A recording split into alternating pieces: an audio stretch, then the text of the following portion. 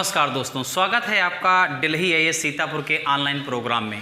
तो जो ज्योग्राफी भूगोल की जो श्रृंखला चल रही थी, उस श्रृंखला के अंतर्गत आपने 2-3 चैप्टर देखा था। उसमें जो अभी चल रहा था वो चैप्टर था भारत की प्रमुख मिट्टियाँ। मिट्टियों में 1 भाग, 2 भाग और 3 भाग तक आपने देखे थे।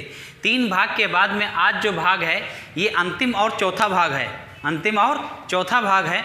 इसमें कुछ जो है फैक्ट हैं और जो मृदा से संबंधित इशू हैं, मृदा से संबंधित जो मुद्दे हैं, मुद्दों में इशू हैं और इशू के साथ मुद्दे हैं। मुद्दों में देखेंगे मृदा अपरदन कैसे होता है, इसकी रोकथाम किस प्रकार से की जा सकती है, ये हमारे लिए किस प्रकार से नुकसानदायक हो सकता है। तो इन सब चीज़ों के बारे में डिस्कस करना है। तो सबसे पहले हमें देखना है कुछ ऐसे तथ्य जो एग्जाम में पूछे जाते हैं, उनको सबसे पहले हम देखेंगे। तो फैक्ट के आधार पर कुछ स्मरणीय तथ्य हैं। उन तथ्यों में जैसे हम देखेंगे कि जो सबसे ज़्यादा लवणीय है मृदा है, विशेषकर वो प्लेस, वो स्थान आते हैं जहाँ पर जो ग्रीन रिवोल्यूशन आई थी, हरित क्रांति आई थी, उन जगहों पर अधिक सिंचाई हुई थी, जिसके कारण वहाँ पर मृदा लवणी हुई थी। एक बात तो वो है। दूसरी बात ये है जहाँ पर जल भराव जैसी समस्याएं बनी हुई वो स्थान है। और तीसरी बात ये है नदी या नहरों के किनारे किनारे पर जल भराव वाले जो रीजन हैं वो क्षेत्र आते हैं।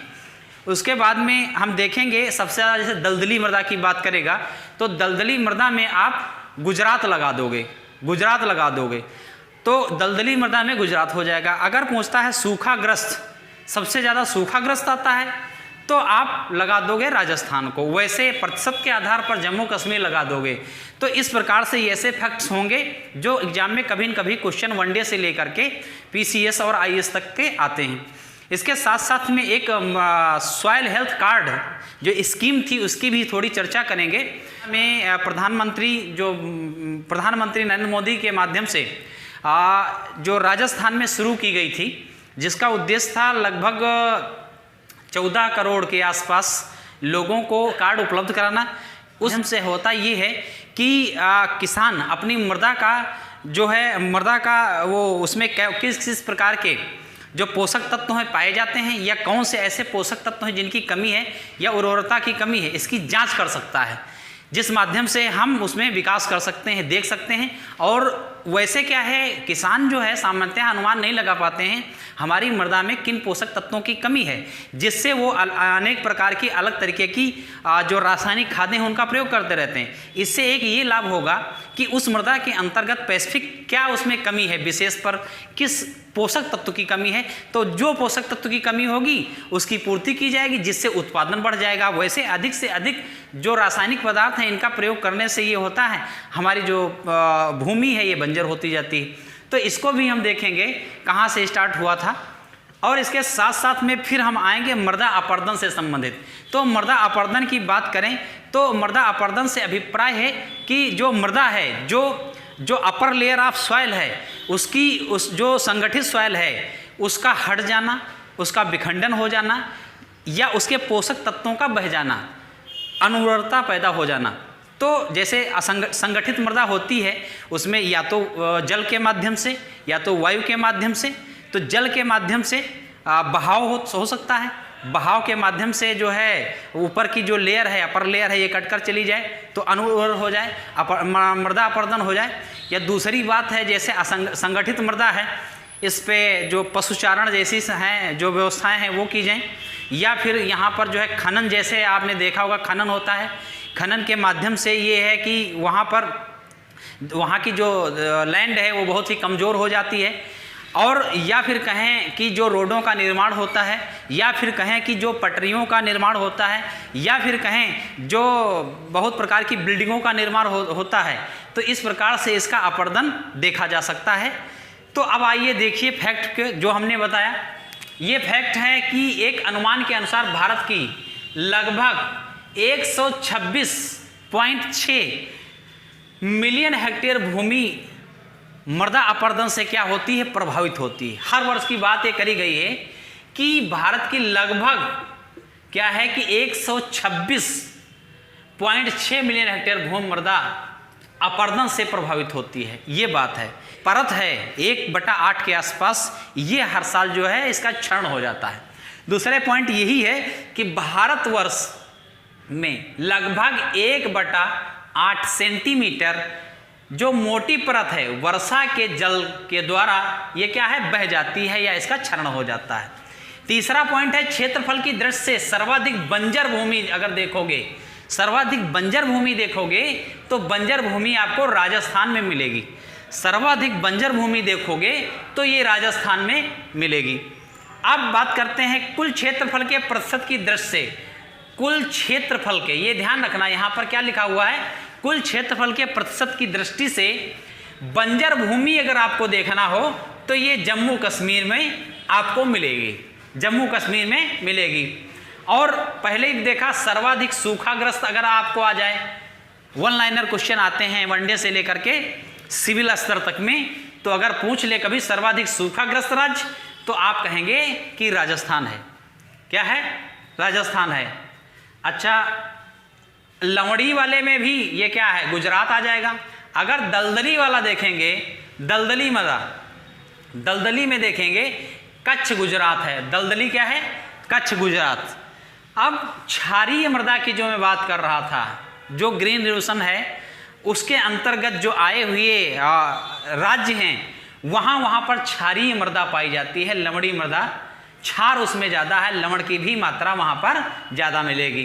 तो लवणी स्पेसिफिक पूछता है तो आप गुजरात लगा दिए, अंतर समझिए। तो दलदली मृदा यहाँ पर लिखा हुआ, दलदली मृदा में सर्वाधिक जो हमारा क्या है ह्यूमस है 45 से 50% पाया जाता है। 45 से 50% जो है ह्यूमस पाया जाता है, ये फैक्ट आपको याद रहना होगा। अब देखिए वही बात, 2015 में प्रधानमंत्री नरेंद्र मोदी, यानी जब पहली बार मोदी प्रधानमंत्री बने हैं उसके 1 साल के बाद की बात है, 15 में इन्होंने एक योजना चालू की थी, सॉइल हेल्थ कार्ड की योजना। तो ये योजना चालू हुई थी सूरतगढ़। सूरतगढ़ कहाँ है, राजस्थान में है। और ये इसका नाम था मृदा स्वास्थ्य कार्ड। क्या था, मृदा स्वास्थ्य कार्ड, सॉइल हेल्थ कार्ड। तो इसकी जो शुरुआत की गई थी कहाँ से, आ जाए तो आप लगाइएगा राजस्थान से। किसने, तो प्रधानमंत्री मोदी ने। अगर ईयर आ जाए तो 2015 लगा। देखिए अब इसका उद्देश्य क्या था, इसका उद्देश्य था कि 3 साल के अंतर्गत, 3 साल था इसका उद्देश्य, 3 साल में 14 करोड़ से अधिक किसानों को मृदा स्वास्थ्य कार्ड उपलब्ध कराना। 3 साल में 14 करोड़ से अधिक क्या है, किसानों को मृदा स्वास्थ्य कार्ड उपलब्ध कराना। उसके बाद में कहता है इसका महत्व क्या है। इसका महत्व है किसी खेत विशेष की मृदा में किस प्रकार के पोषक तत्व पाए जाते हैं या उपस्थित हैं, या फिर इनमें क्या है उर्वरता में किस प्रकार से इनकी सुधार किया जा सकता है, या जरूरी पोषक तत्व उचित मात्रा में हैं या नहीं हैं, इनकी बात करता है। अब इसके बाद हमें देखना है मृदा अपर्दन। मृदा अपर्दन के प्रकार या चरण, मृदा अपर्दन के प्रकार या चरण, 2 चीज़ें देखना है। यानी कौन कौन से प्रकार हैं जिनसे मृदा अपर्दित होती है, या कौन कौन से चरण हैं, क्रमबद्धता क्या है। तो मृदा अपर्दन को पहले ही हमने बताया कि जो अपर लेयर है सरफेस की, संगठित लेयर, उपजाऊ लेयर जो है उसका क्या है विखंडन हो जाना, कट जाना। उसका माध्यम जल हो सकता है या वायु हो सकती है, या दोनों हो सकते। एक तो है मानवकृत, एक है प्राकृतिक, दोनों तरीके से हो सकता है। प्राकृतिक में जैसे वर्षा वायु हो सकती है, मानवकृत में क्या है कि जैसे बड़ी बड़ी जो है रोडों का निर्माण हो सकता है। उसके साथ साथ में क्या है कि बड़ी जो खदानें हैं उनकी खुदाई हो सकती है, रोडों का निर्माण हो सकता है, रेलवे लाइन को बिछाया जाना हो सकता है।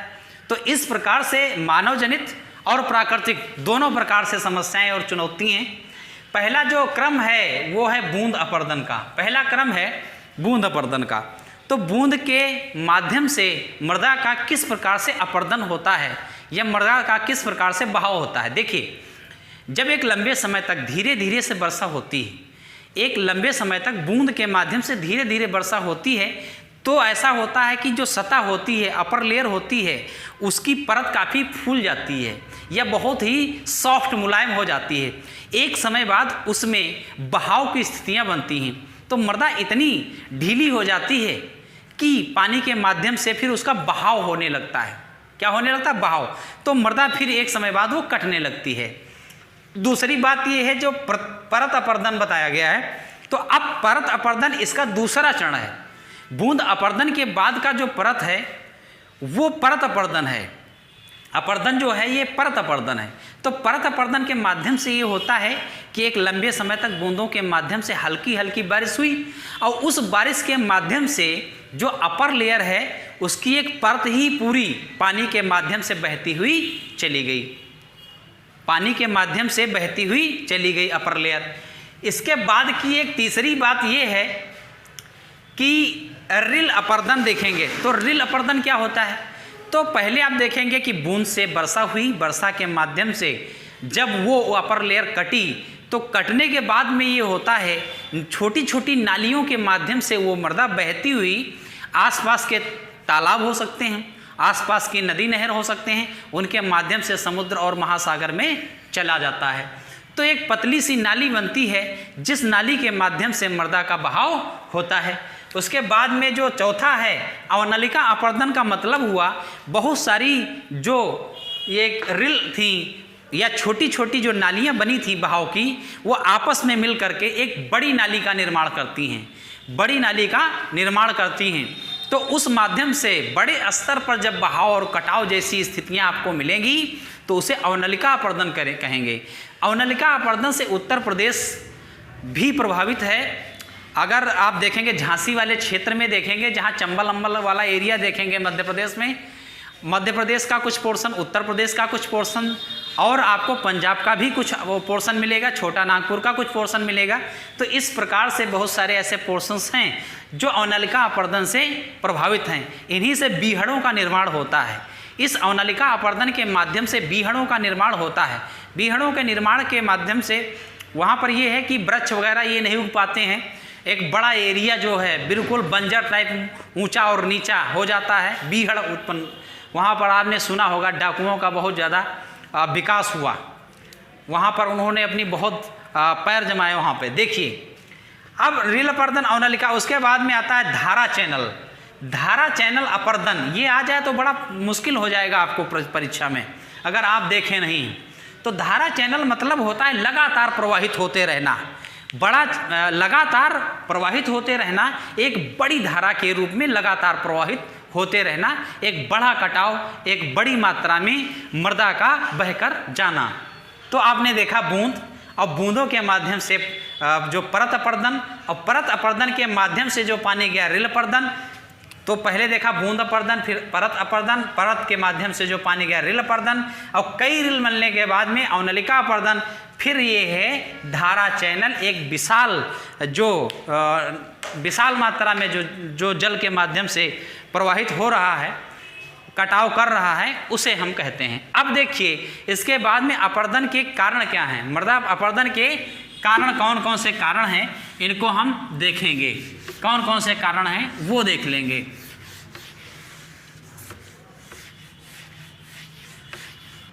तो हम देख रहे थे कि मृदा अपर्दन के कारण। तो मृदा अपर्दन कारण पढ़ने से पहले देखिएगा, समझिएगा कि हमारी टीम और हमारे माध्यम से जो भी मटेरियल आता है उसकी एक खास बात ये है कि एक तो आपको परफेक्ट चीज़ें मिलती और दूसरी बात ये है कंप्लीट चीज़ें मिलती और गुणवत्तापरक चीज़ें हैं। एक तो कंप्लीट कराते हैं सारी चीज़ों को, गुणवत्तापरक चीज़ें हैं, इसलिए इसको प्रयास करिए, बेहतर देखिए। क्योंकि जैसे मृदा है तो मृदा से पहले भी जो टॉपिक हुए हैं, ये जो चैप्टर हुए हैं, जो मृदा वाला भी चैप्टर होगा, इतना आप पढ़ लेंगे। इसके बाद में अभी में बहुत ही महत्वपूर्ण जो है इससे संबंधित क्वेश्चन है सर, यानी हमने क्या पढ़ाया है, क्या कभी इससे रिलेटेड क्वेश्चन आए हैं तो किस किस प्रकार के क्वेश्चन आए हैं। तो विभिन्न प्रकार की परीक्षाओं में, वनडे से लेकर एक दिवसीय परीक्षाओं से लेकर सिविल सर्विसेज तक पूछे गए प्रश्नों को भी इसके बाद में हम डिस्कस करेंगे। तो उसको भी बड़े ध्यान से उसको पढ़िएगा, देखिएगा और नोट्स बनाइएगा। तो यही कह रहे हैं कि बड़े ध्यान से इनके नोट्स वगैरह बना लिया करिए, क्योंकि कोई भी आप मटेरियल उठाओगे तो फिर आपको दिक्कत होगी क्या पढ़ें क्या छोड़ें। लेकिन यहाँ पर एकदम हम छांट के मटेरियल एकदम देते हैं और कंप्लीट मटेरियल देते हैं। अन्य यूट्यूबरों की अपेक्षा, जैसे कुछ लोग अपना मार्केट में चलाते हैं, कुछ थोड़ा थोड़ा पोर्शन बड़ा इजी हुआ उसे डिस्कस कर दिया, बाकी सब छोड़ दिया।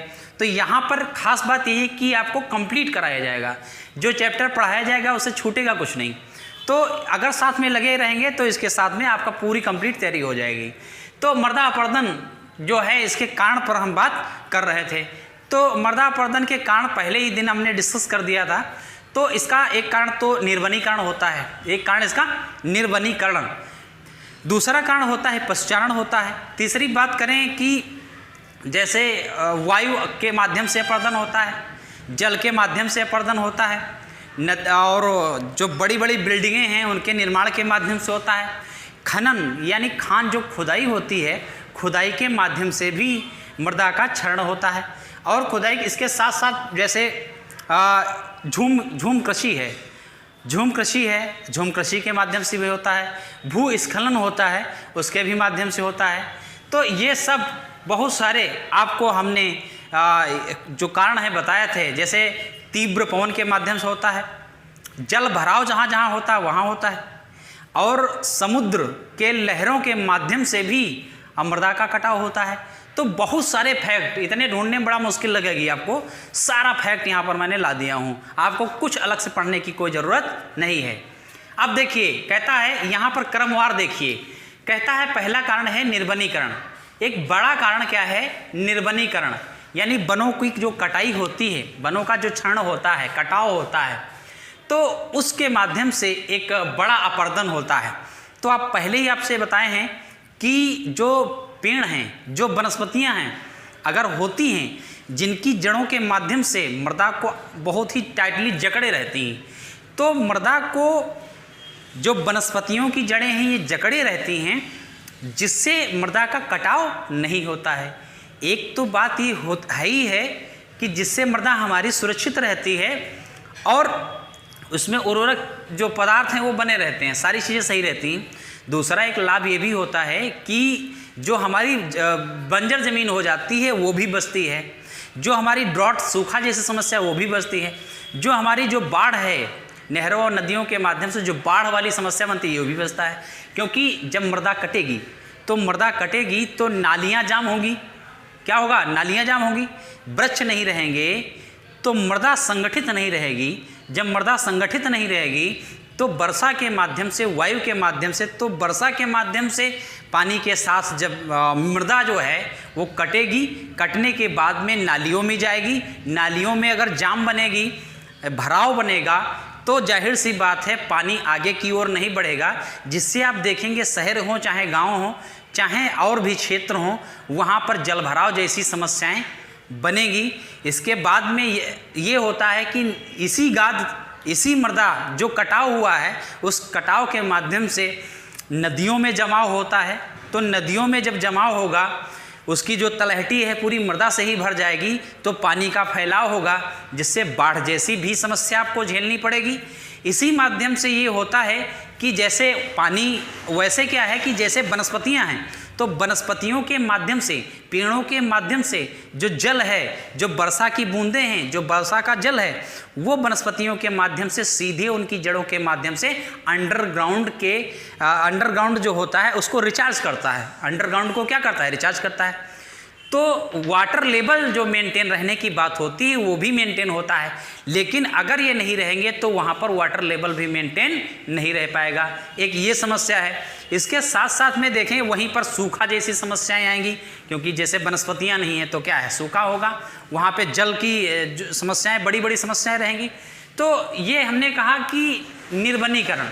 फिर कहा कि अत्यधिक पशुचारण, जैसे कोई क्षेत्र विशेष है वहाँ पर अधिकांश पशुओं का पालन होता है, उनके माध्यम से वहाँ पर चराई होती है और उनके खुरों के माध्यम से जो अपर लेयर है, जो सतह है, वो कटती रहती है।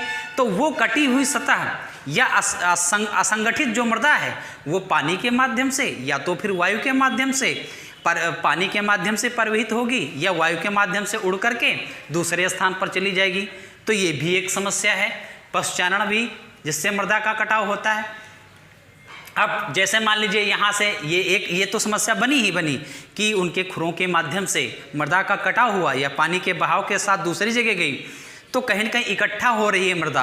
तो जहाँ पर इकट्ठा हो रही है तो वहाँ टीले टाइप बनेंगे, तो टीले बनेंगे तो वहाँ पर वनस्पतियों का भी विकास मुश्किल हो जाएगा, क्योंकि अंकुरण जैसी जो प्रक्रियाएं हैं वो नहीं हो पाएंगी। जब अंकुरण नहीं होगा, मृदा लेयर दर लेयर काफ़ी ऊंचाई तक हो गई है, तो वहाँ पर क्या है कि अंकुरण भी नहीं होगा, तो ये भी एक समस्या बनती है।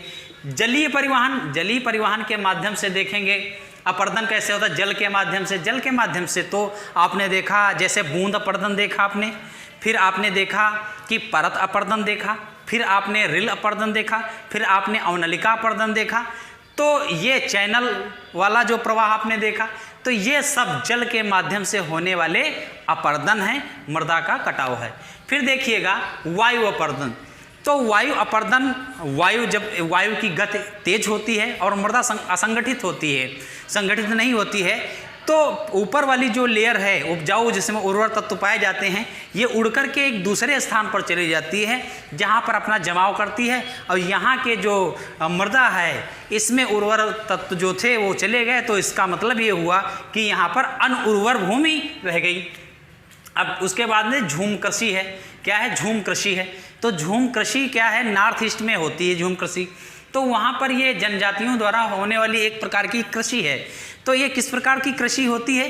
तो ये ऐसा होता है कि वहाँ पर जंगल को आग लगाते हैं, जंगल को आग लगा देते हैं, और आग लगाने के बाद में जो एरिया बनता है, जो प्लेन एरिया बनता है, वहाँ पर वो कृषि करते हैं। तो एक लंबे समय तक वहाँ पर उर्वर मौजूद रहते हैं, तो वो कृषि करते रहते हैं। जलने के बाद में बने हुए मैदान पर वो कृषि करते हैं। तो उस मैदान पर कृषि करने के बाद एक समय बाद ये होता है अनुर्वर हो जाती है, इसमें यानी उत्पादन क्षमता गिर जाती है या अनुर्वर हो जाती है।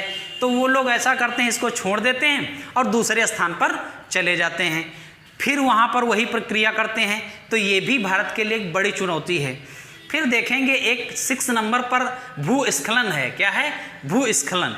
भू मीन्स पृथ्वी, जमीन, स्खलन मतलब होता है उसका धसाव या कटाव या उसका गिर जाना, नीचे ढह जाना।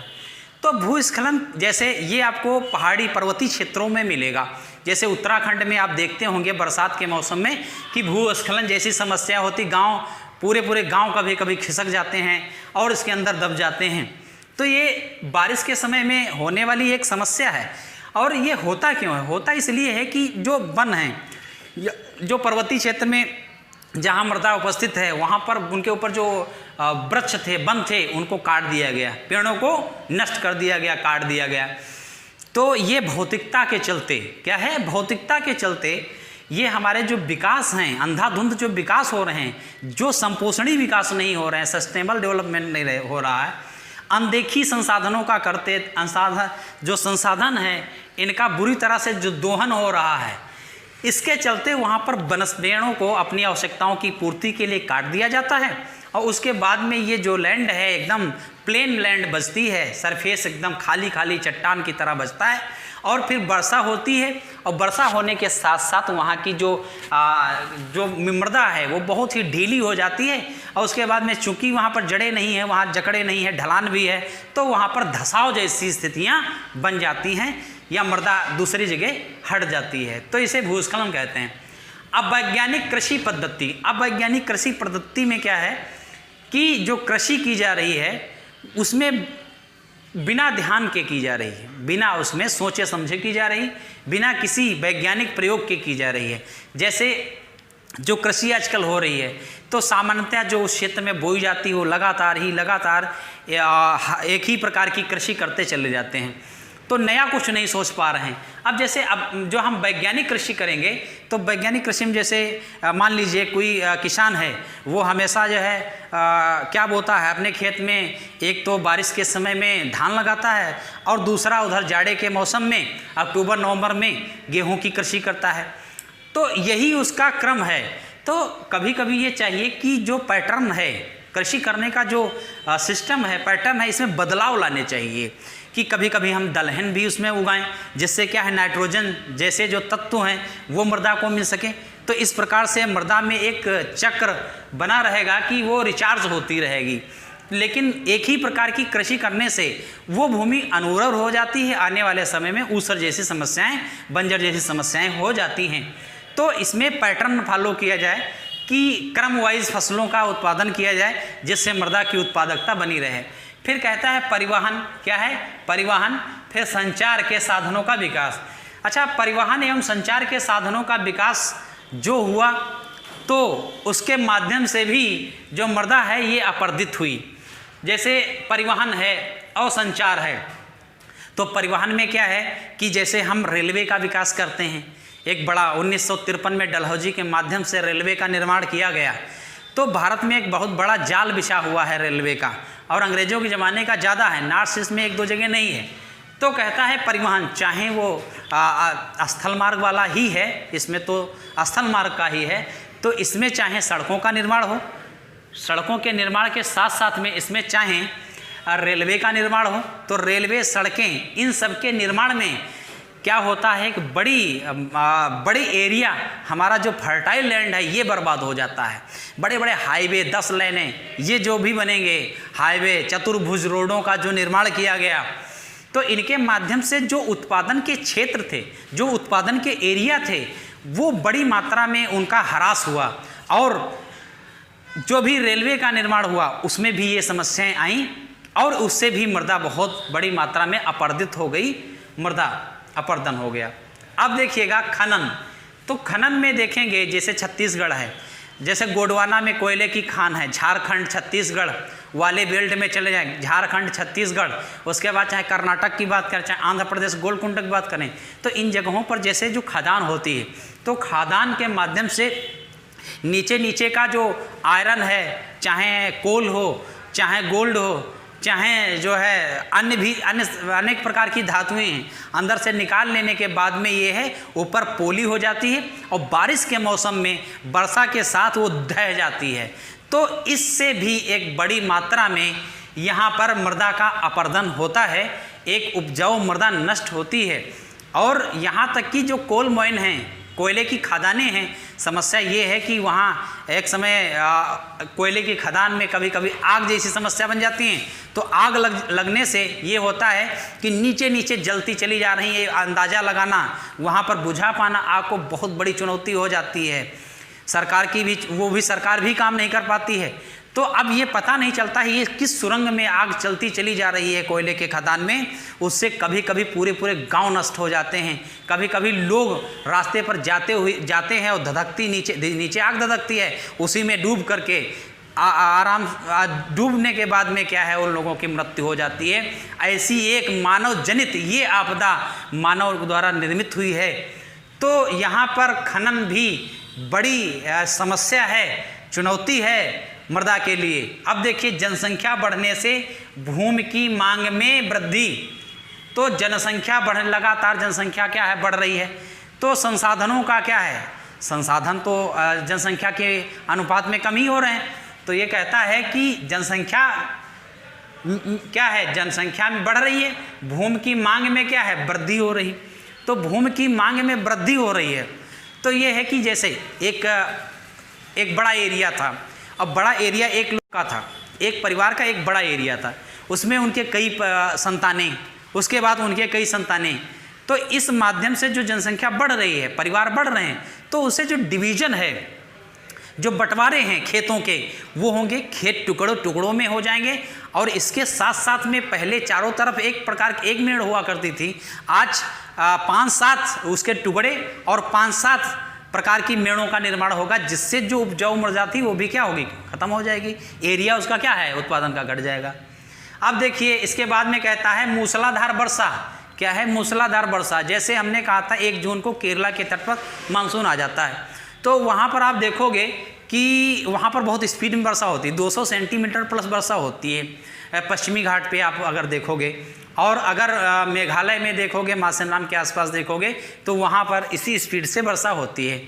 पश्चिमी विक्षोभ जो आता है वो उससे वर्षा उतनी मात्रा में नहीं होती है, वो जाड़ों मौसम होती है। लौटता हुआ मानसून अक्टूबर नवंबर में आता है, जब आता है वो आंध्रा के नीचे तमिलनाडु में आता है तो भी उससे उतनी ज़्यादा वर्षा नहीं होती, कभी कभी वर्षा होती है। लेकिन पश्चिमी घाट पर अगर आप देखोगे तो वहाँ 200 सेंटीमीटर प्लस वर्षा होती है। इसीलिए वहाँ पर सॉइल आपने देखा था किस प्रकार की लेटेराइट टाइप में सॉइल पाई जा रही थी। तो यहाँ पर काफ़ी मात्रा में मृदा का कटाव होता है, कटाव के बाद बहाव के बाद समुद्र में वो चली जाती है, तो उसमें फर्टिलिटी नहीं रहती, उर्वरता नहीं रहती है।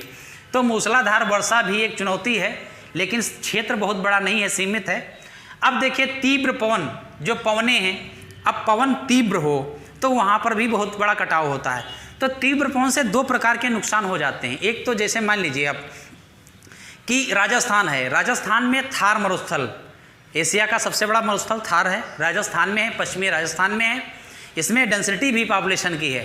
तो ये अब एक तरीका, दो तरीके होते हैं। एक ये तरीका होता है कि जो फर्टाइल लैंड है वो किन्हीं माध्यम से असंगठित हो गई और वायु तीव्र है तो उसके साथ, वायु के साथ वो उड़ के चली गई, तो उसमें अनुवर्तता पैदा हो गई।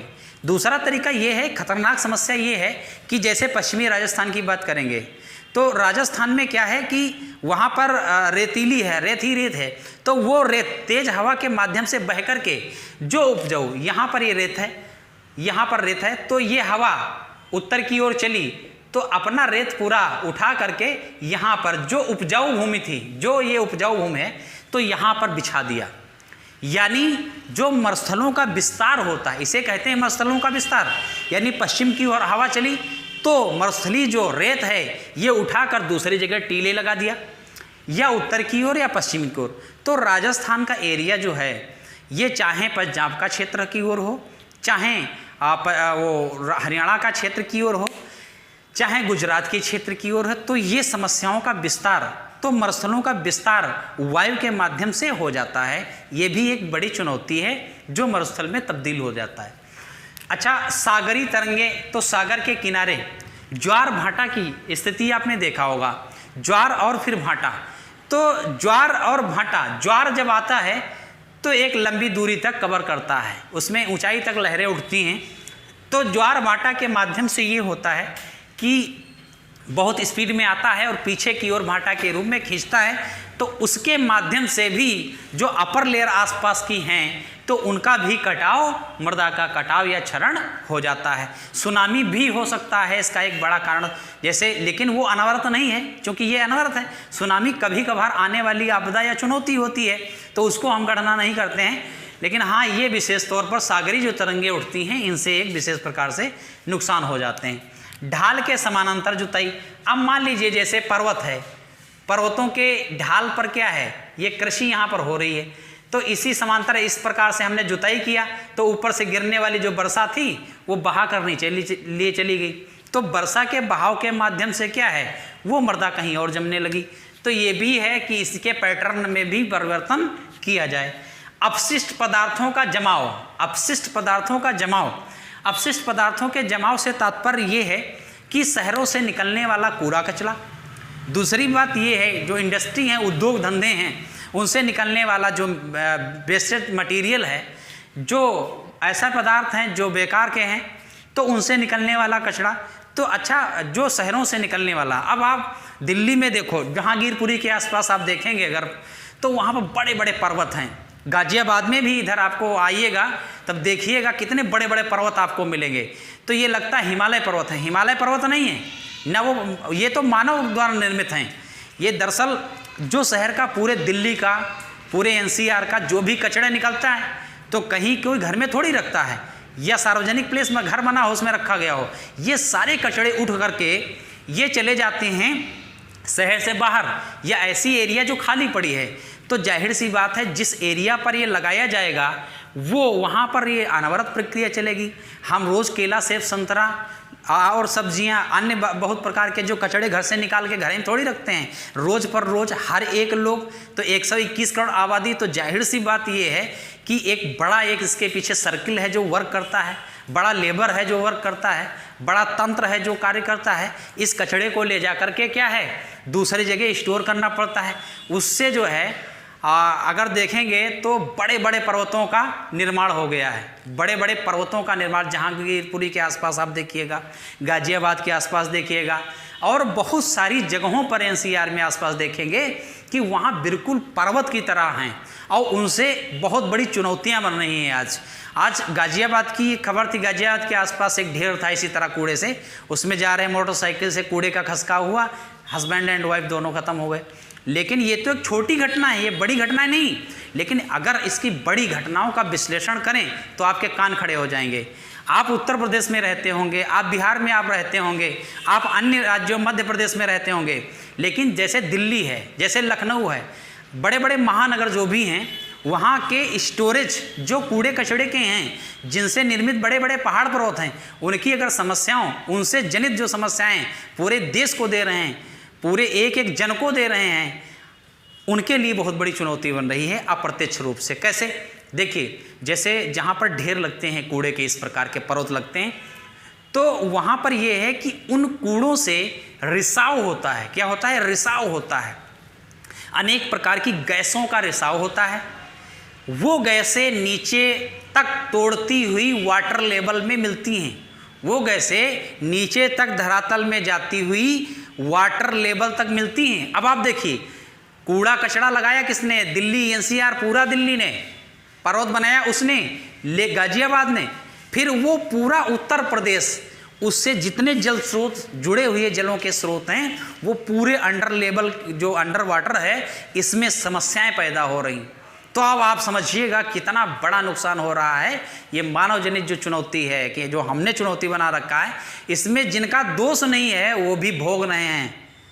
ये तो वही बात हो गई कि जैसे कार्बन का उत्सर्जन इंडस्ट्री ज़्यादा लगाता अमेरिका है, लेकिन उससे निकलने वाला जो प्रदूषण है, उससे निकलने वाला धुआं है, वो हम सब उसके भागीदार होते हैं, लेकिन हम तो उसमें है नहीं। लाभ कोई लेता है, उसका फायदा कोई उठाता है, लेकिन भोगता कोई है।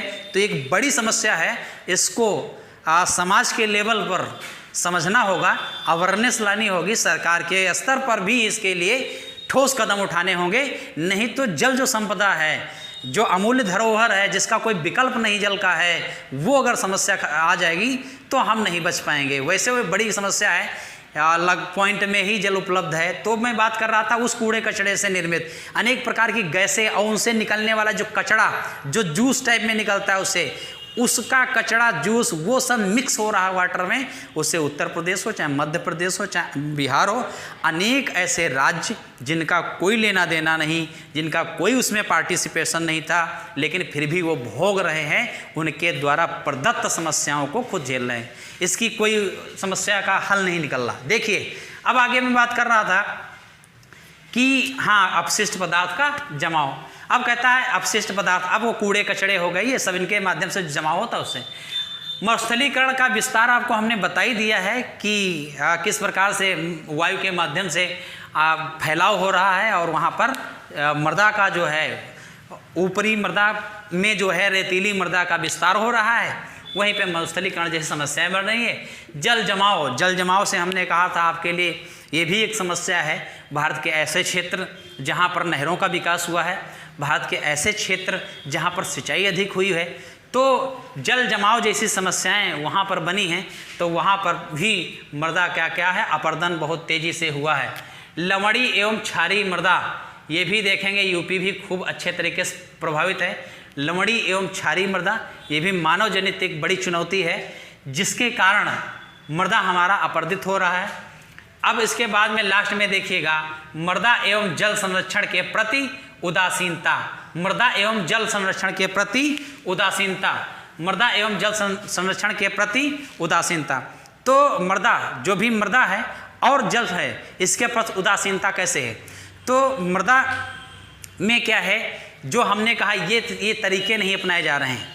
जैसे उदासीनता मृदा के संदर्भ में क्या है, बिना सोचे समझे अधिक मात्रा में रासायनिक खादों का प्रयोग करना, वहीं उसकी एवज में ना तो हम तो जो भी वो अनेक प्रकार की रासायनिक खादें, जो भी अनेक प्रकार की खादें होती हैं जो मानव में, जैसे मान लीजिए कि हरित खादें हैं कुछ, जो किसान अपने आप से बो करके, उसमें उड़द होता है, उसमें लोबिया होता है, और उसमें जो है आप देखोगे कि सनई जैसी कुछ फसलें हैं, उनको बो करके उन्हीं की जुताई करके एक प्रकार की खाद बनाई जाती है, जिसे हरित खाद कहते हैं। तो उसका अगर विकास करे तो उधर पैसे भी बचते हैं और इधर क्या है, उसका जीवन स्तर सुधर सकता है।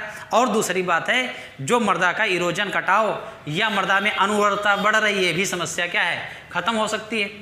तो जल क्या है, जल संरक्षण के प्रति उदासीनता, जल संरक्षण के प्रति पढ़े लिखे लोगों के पास ज़्यादा उदासीनता है। पढ़े लिखे लोगों के पास ज़्यादा उदासीनता इस रूप में है कि आप देखे होंगे, शहर में जाएंगे, गांव का लोग तो 1-2 बाल्टी यूज करता होगा पानी, लेकिन गांव शहर में क्या है, पानी टैंक में भरने से पहले चला देते हैं तो उनका पता ही नहीं रहता है कि सो गए कि नहा रहे हैं।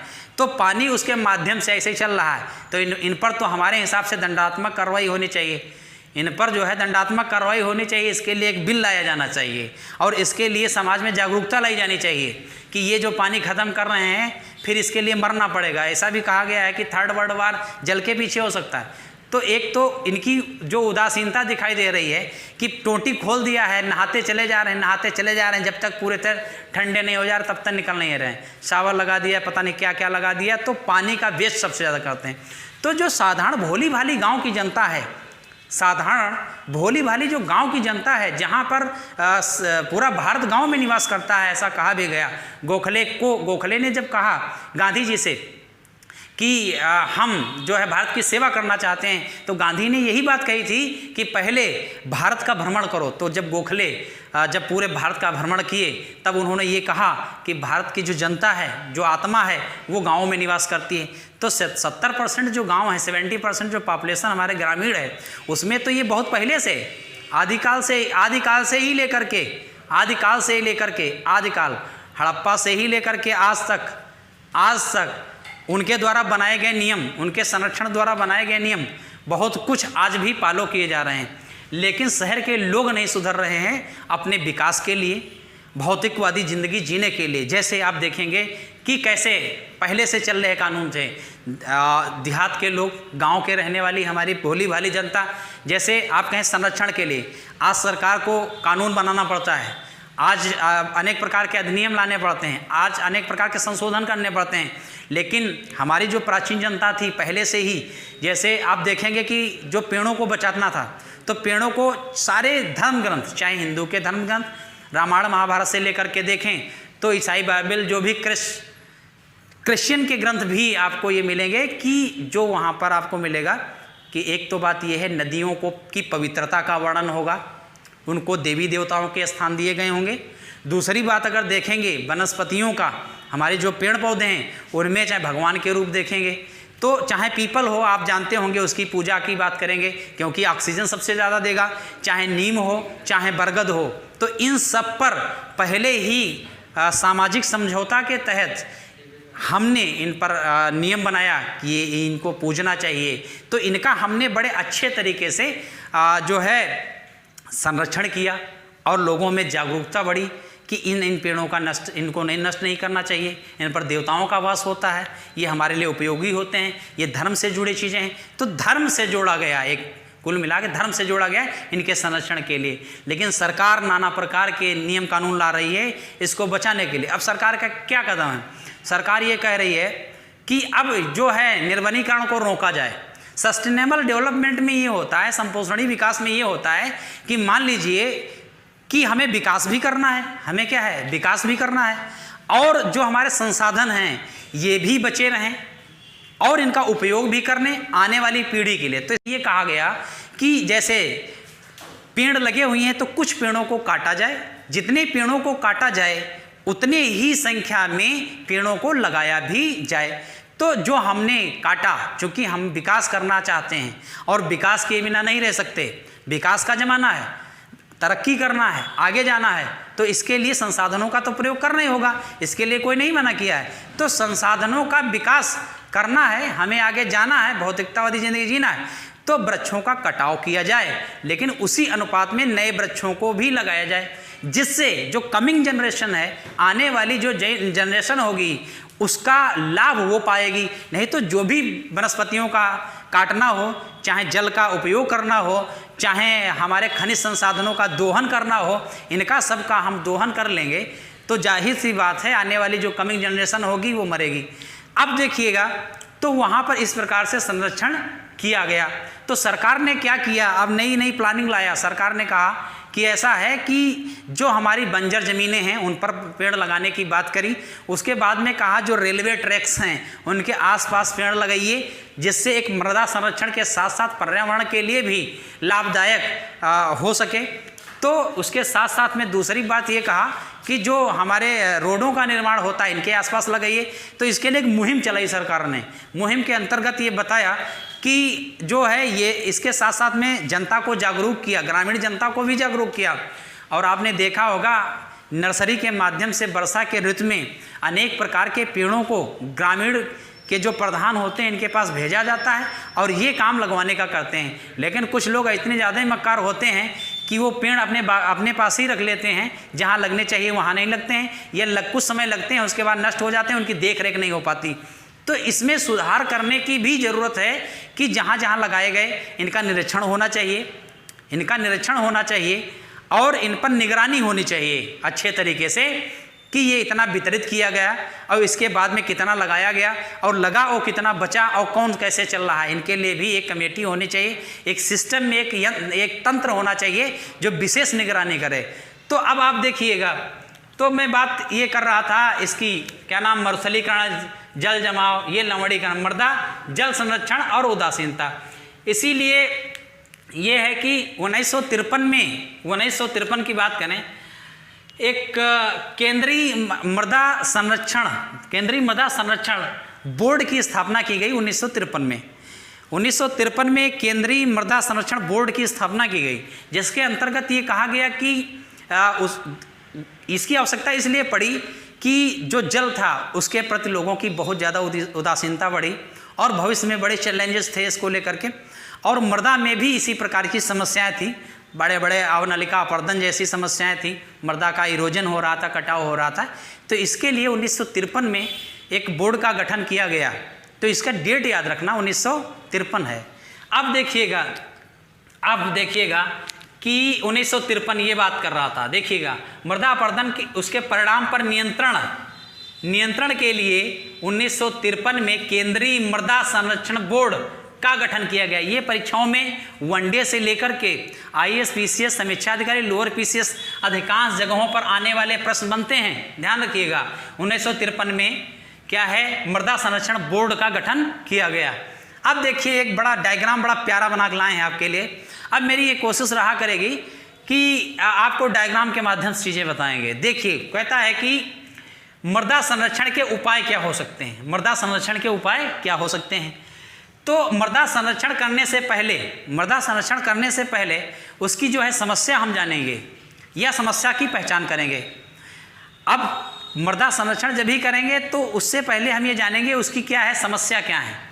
अब देखिए समस्या की पहचान, तो पहचान जब हम कर लेंगे, पहले मृदा संरक्षण के उपाय के बाद हम उसकी क्या है पहचान करेंगे, समस्या किस प्रकार की है। उसके बाद में हम देखेंगे, समस्या जब जान लेंगे तब हम जानेंगे या तब हमें सोचने का मौका मिलेगा उसके नियंत्रण करने के लिए कौन कौन से नियम हो सकते हैं, कौन कौन से उपाय हो सकते हैं। तो समाधान की बात करी जाएगी। क्या बात की जाएगी, समस्या की पहचान के बाद हम समाधान की बात करते हैं। तो समाधान की बात में क्या है, 3 प्रकार की बात करी गई। कहा गया यांत्रिक उपाय। अब यांत्रिक उपाय हो सकते हैं, इसके समाधान के लिए यांत्रिक उपाय की बात करी गई। फिर कहा गया जैविक उपाय भी हो सकते हैं। फिर तीसरी बात कहा गया कि सामाजिक उपाय भी हो सकते हैं। तो अब देखिएगा, कहता है यांत्रिक उपाय के माध्यम से क्या होता है कि मेड़बंदी, अगर हम मेड़ बांध दें खेत के या जमीन के आसपास तो मृदा का कटाव बहाव नहीं हो पाएगा, जल के साथ मृदा नहीं बह पाएगी। फिर कहा समोच्च रेखीय जुताई, तो जुताई के पैटर्न में भी परिवर्तन कर देंगे, जिससे जुताई के साथ साथ में ये होगा जो मृदा है वो रुकेगी। उसके बाद में पत्थर के मेड़ या चट्टान बांधना, जैसे मान लीजिए पर्वतपदीय क्षेत्र में या वहाँ पर कोई समतल एरिया है जहाँ पर कृषि होती है तो वहाँ पर ढाल ज़्यादा होगी, क्योंकि पर्वतपदीय क्षेत्र है तो वहाँ पर ढाल ज़्यादा है। तो वहाँ ढाल के माध्यम से, तेज़ पानी के बहाव के माध्यम से वहाँ जो अपर लेयर थी सरफेस की, उसमें जो उर्वरता थी वो पूरी चट्टान के बांधेंगे जब, तो ये होगी कि जो उर्वरता है तो उर्वरता बहेगी नहीं, यानी अपर लेयर की सॉयल की है वो कटकर नहीं जाएगी पानी के साथ, क्योंकि बांध लगा है तो बांध के माध्यम से वहाँ वो उपस्थित रहेगी, बह नहीं पाएगी। दूसरी बात है, अब जैविक उपाय क्या हो सकते हैं? जैविक उपाय क्या हो सकते हैं? फसल चक्र। क्या है फसल चक्र? मैंने पहले बताया फसल चक्र का कि फसलों का एक ही फसल ना बोते रहना, अन्य अन्य फसलों को, विभिन्न फसलों को, विविध फसलों का भी जो है इसमें खेती करना। फिर कहा है पट्टीदार खेती, पट्टीदार खेती, ढाल है, ढाल में पट्टीदार खेती कर लें।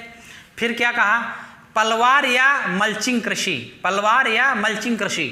पलवार या मल्चिंग कृषि मोस्ट इम्पॉर्टेंट चीज़ है और बिल्कुल वादा है, आप पक्का कि गलत करके आएंगे। आपसे पूछ ले कि पलवार या मल्चिंग कृषि होती है, जितने लोग देख रहे होंगे समझ नहीं पाएंगे होता क्या है। तो पलवार या मल्चिंग कृषि बहुत अच्छी और यूनिक प्रकार की कृषि है, जिससे मृदा की उर्वरता बहुत ज़्यादा बढ़ती है। इसमें ये होता है जो हमारे जैसे पुआल है उनको बिथरा देना, जैसे गन्ने के खेत में पाती को फैला देना, इस प्रकार से जो वनस्पतियां हैं उनको फैला देना, जिससे ये होता है कि एक तो उसमें जो क्या नाम कहते हैं कि वाष्पीकरण हो रहा था, वाष्पीकरण नहीं हो पाता है। उससे एक तो नमी बनी रहेगी, जैसे वाष्पीकरण नहीं हो पाएगा तो जाहिर सी बात है मृदा में क्या है, नमी बनी रहेगी। और दूसरी बात ये है वर्षा वर्षा होगी तो कटाव नहीं हो सकता है, ये बड़े फायदे हैं। और उर्वरता अपने आप बढ़ती रहेगी, उसमें अनेक प्रकार के जीव जंतुओं का विकास होगा जो कि मृदा की उर्वरता के लिए लाभदायक होंगे। तो वर्मी कंपोस्ट क्या है? वर्मी कंपोस्ट क्या है ये भी आप नहीं जान पाएंगे, खूब पढ़िएगा, ये समझना बड़ा मुश्किल हो जाएगा। तो कहता है वर्मी कंपोस्ट क्या होता है, ये बहुत ही महत्वपूर्ण चीज़ है। वर्मी कंपोस्ट जैसे आपने सुना होगा कि किचवे होते हैं, किचवे बोलते हैं, किचवे होते हैं जो रेंगते हैं मृदा पे, तो वर्म होते हैं एक प्रकार के जो रेंगने वाले होते हैं, केचुए, जो केचुए होते हैं। तो केचुए को आपने पढ़ा होगा, ये जरूर पढ़ा होगा कि इनको कहा जाता है किसानों के मित्र। अच्छा, केचुओं को किसानों का मित्र कहा जाता है, तो ये ऐसा क्या कार्य करते हैं जो किसानों के मित्र हो जाते हैं? अच्छा, इनका काम ये है कि केचुओं जो हैं वहाँ पर अनेक प्रकार की मिट्टी, सड़ी गली वनस्पतियाँ ये सब खाते हैं और ये बहुत महीन महीन मृदा को कर देते हैं। वनस्पति जैसे खाए, पत्तियाँ, पेड़ पत्ते ये सब खा लिए, तो इनके माध्यम से जो मृदा है वो बड़ी महीन हो जाती है, बड़ी उपजाऊ हो जाती है और यहाँ पर जो फसलें बोई जाती हैं वो बड़ी अच्छी फसलें होती हैं, क्योंकि उर्वरता उसमें बढ़ जाती है। मिट्टी ही खाते हैं ये, वनस्पतियाँ ही खाते हैं ये, उनके माध्यम से और बहुत अच्छा विकास मृदा का माना जाता है। तो एक प्रकार की कंपोस्ट बन जाती है, एक प्रकार की खाद बन जाती है। केचुओं की उपलब्धता होने के कारण वहाँ पर एक प्रकार की खाद निर्मित हो जाती है उनके माध्यम से, जिससे उत्पादकता अधिक बढ़ जाती है। अच्छा, वृक्षारोपण तो आप जानते ही हैं, इसको बताने की कोई ज़रूरत नहीं। वृक्षारोपण क्या है? अधिक से अधिक जब हम वृक्ष बढ़ाएंगे, तो जब अधिक से अधिक जब वृक्ष बढ़ाएंगे तो जाहिर सी बात है जगह जगह पर क्या है वो वनस्पति वृक्षों के माध्यम से वो जड़ जकड़े रहें, जड़ें के माध्यम से मृदा को अपना संगठित रखेंगे, जकड़े रखेंगे, और जिससे क्या है कि वहाँ पर कटाव जैसी समस्या या चुनौती नहीं बन पाएंगी। अब देखिए कृषि वानिकी, एक है कृषि वानिकी। तो कृषि वानिकी भी बहुत ही महत्वपूर्ण हो जाता है, किसके लिए? मृदा को अपर्दित करने के लिए कृषि वानिकी पर विशेष ध्यान देने की जरूरत है। अब देखिएगा, कहता है कि ये तो जैविक उपाय हो गए, अब सामाजिक उपाय क्या हो सकते हैं? समाज को कैसे हम रोक सकते हैं या उसको कैसे प्रोत्साहित कर सकते हैं कि भाई मृदा को संरक्षित करो, कटाव से बचाओ। तो जो अति चराई होती है तो इसको बंद किया जाए, जो अति चराई होती है उसको क्या है, बंद किया जाए। अब कुल्हाड़बंदी क्या है? कुल्हाड़बंदी। अब कुल्हाड़बंदी एक तरीका ये भी है सामाजिक, जिसके माध्यम से हम इसका जो है कटाव रोक सकते हैं। फिर कहता है झूम खेती पर रोक। क्या कहता है? झूम खेती पर रोक, यानी आपको पहले बताया कि जो जंगल जला रहे थे, जिसके माध्यम से वो कृषि कर रहे थे, फिर दूसरी जगह जंगल जला रहे थे, तो उसको रोकेंगे तो जाहिर सी बात है मृदा का अपरदन रुकेगा और जो जंगल थे, वनस्पतियाँ थीं, उनका जो क्षरण होता है वो भी रुकेगा। तो ये जो काम हम कर सकते हैं ये जनता को या समाज को जागरूक करके ही कर सकते हैं। एक है लोक सहभागिता। लोक सहभागिता से तात्पर्य ये है कि इसमें जन समुदाय की भी भागीदारी को बढ़ाया जाए, यानी बताया जाए, जागरूकता पैदा किया जाए, टीम गठित की जाए, एक तंत्र विकसित किया जाए जिसके माध्यम से ये बताया जाए कि अगर ये पृथ्वी है और पृथ्वी पर जो यहाँ पे हम कृषि करते हैं, अगर ये अपर लेयर जो सरफेस है ये अगर अनुपजाऊ हो गया, ये अगर बंजर हो गया, तो आने वाले समय में जो कृषि कार्य होता है ये बंद होगा, जिसके चलते भुखमरी जैसी समस्याएं हो सकती हैं। क्योंकि भारत विकासशील देश है और भारत कृषि प्रधान देश है, तो भारत में जो आत्मनिर्भरता है वो खेती पर अधिक है, और अगर यही बंजर हो जाएगी, ऊसर हो जाएगी, अनुपजाऊ हो जाएगी, तो ये बड़ी चुनौती होगी, जिससे एक बड़ा जनसंख्या भूख पेट के चक्कर में मरने लगेगा। तो इसके बाद में कुछ हम देखेंगे उपाय, कुछ और थोड़े से देख लें, बाकी बहुत ही डिटेल में पढ़ाया है। तो अब आते हैं उपाय पर,